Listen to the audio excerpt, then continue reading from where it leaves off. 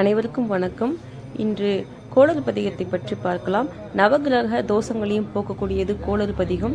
திருஞான சம்பந்தர் பாடிய பாடல் 11 பதிகங்களை கொண்டது. ஞானசம்பந்தர் மதுரையை நோக்கி புறப்படுகிறார்.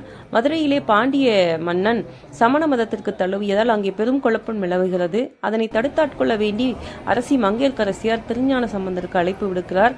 அதனை ஏற்று அவர் கிளம்பும் பொழுது நாவுக்கரசர் என்று கோள்களின் நிலைமை சரியில்லை, அதனால் போக வேண்டாம் என தடுக்க, ஞானசம்பந்தரோ சிவபெருமான் இருக்கும் பொழுது எல்லா கோள்களும் அவருக்கு கட்டுப்பட்டு நன்மையே செய்யும் என்று சொல்லி இந்த பதிகத்தை பாடுகிறார்.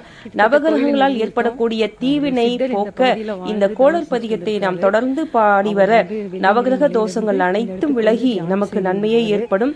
இந்த பதிகத்தை பாராயணம் செய்து பலன் பெறுங்கள். வேறொரு தகவலோடு கூட அடுத்த பதிவில் சந்திக்கிறேன். நன்றி.